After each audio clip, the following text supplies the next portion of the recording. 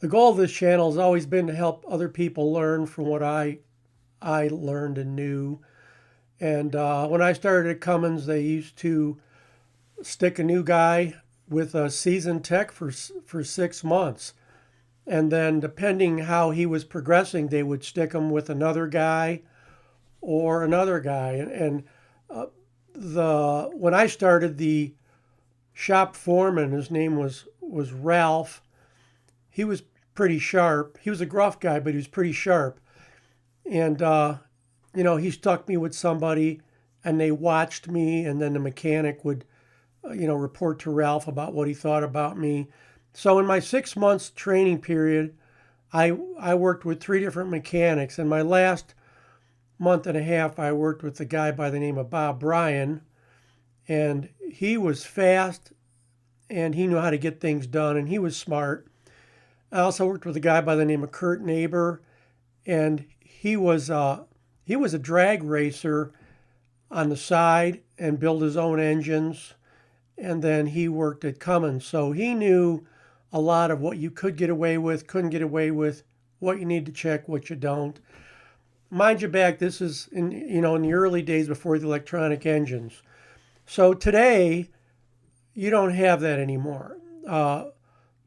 When I left Cummins, they wouldn't hire anybody that hadn't been through a trade school or a school that was specifically designed for someone that wanted to work in the automotive or heavy duty truck industry as a mechanic. And so I didn't come from that world. So a lot of these schools they look for resources online, and some of them have even contacted me. Some of the schools aren't even in the United States or Canada, and they asked if they could use my videos, and they certainly can, and I told them they could at no cost, because the goal of this channel is to help pass on the things that I learned. So in the coming weeks, you're still gonna see videos of stuff that I do with Jake. But you're going to start seeing a lot of stuff that had to do with what I recorded, screen recordings, when I worked at my job, not only at Cummins, but at the all crane company where I worked, because I worked on the cranes and the trucks because they had Cummins engines in them. And so you'll see I've got pretty much every screen that's in Insight and every function you can do in Insite screen recorded. And I can do some narrative as we go through those. And I'm gonna chop them up so they're still less than 8 minutes or less, because nobody likes a long video unless it's funny. Mine certainly are. So that's where this is going. You're gonna see that stuff as time progresses. I know we just went through features and parameters, so today you're going to see me changing parameters on a truck a few years ago with Insight, and the screens are all going to be the same screens you'll see on today's Insight. And so that's kind of where I wanted to go and what I'm going to do, and let's take a look. So I'm connected to a vehicle. This was Insight 8.8. Yours will look similar. I clicked on features and parameters. That left bar with all those choices is called the toolbar. And each one of those choices opens a module. This is the features and parameters module. It doesn't open this fast in real life. It's slow. And I'm scrolling down. And when I connect to a truck, a lot of the trucks stuff wasn't filled in under customer information or the vehicle year. I always went and filled that in. Okay. So let's go on down here, and I used to look through these, and I would sometimes I would tweak things or change things that I thought we needed to change to tailor it to the truck's duty cycle. We had a lot of city trucks, but we also had highway trucks, and I might set things differently for a highway truck. Not a lot of things, but maybe some after treatment things different on a highway truck than I would on a city truck that I knew sat and idled for a couple hours at a time. So the way you make a parameter change is you double click in that box, and then when you see the value flashing or the cursor flashing, you can backspace out what's in there, and then you can type in whatever value you want. And then you just click somewhere else on the screen, and that blue line will go away. And now the new value is in there.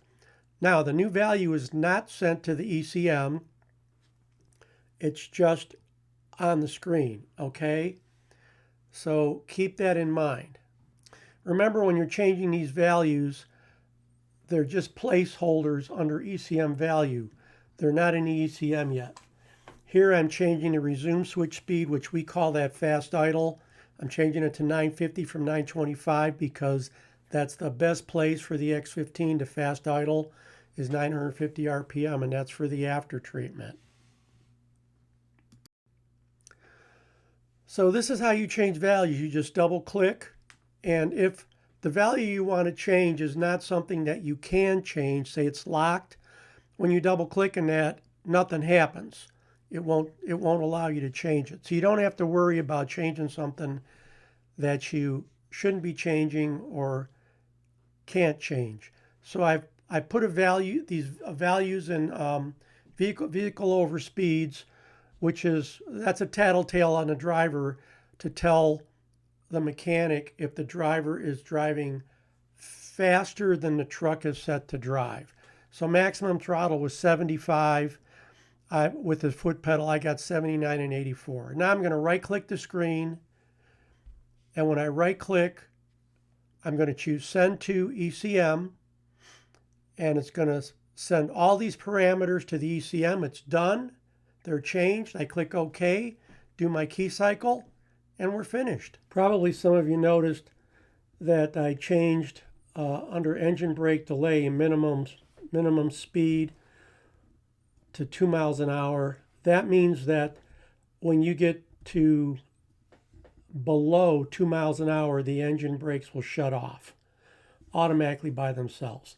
And the reason that I did that was if a guy's at 148,000, grossed 148,000, and he's coming to a stop, he's got a stick shift, and it doesn't matter if it's an automatic or a stick shift, like an Eaton automatic. But when you get down to very slow speeds, and the guy's the driver's downshifting as he's going, so that he's keeping his RPMs up. When he's down at 2 miles an hour, the engine RPM is down pretty low, probably under 1200. And when the jakes are on and the engine's turning that slow, it tends to cause the drive line to slap. So that's hard on the gears, the rear end gears, tranny gears. It's hard on the drive line, the U-joints, everything.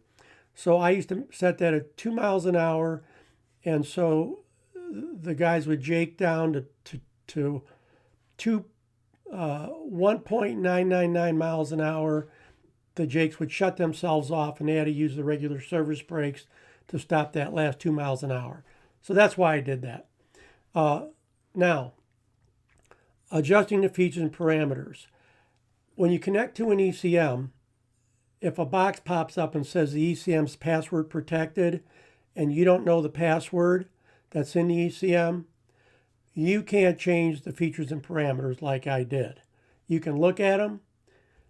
You can't do anything. You can't clear faults. You can't do diagnostic tests. The ECM just becomes read-only. You can go look at things. You can't reset, adjust anything. So you'll need that password if you want to change features and parameters. If you don't have that password, then you can buy what's called a Zapit. We'll talk about that in another video. And that's a software key that blows the password out of the ECM.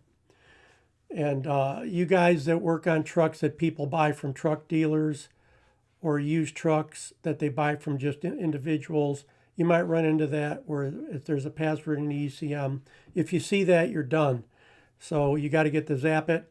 You can buy that from Cummins, and then you can clear that out. And you'll see a video down the road about how to put the zap in an Insight and then how to clear the password out of the ECM. Okay, so I hope this helped you, and we'll see you next time on Engine Shop Joe. Hey, subscribe and tell your friends about the channel. Thanks.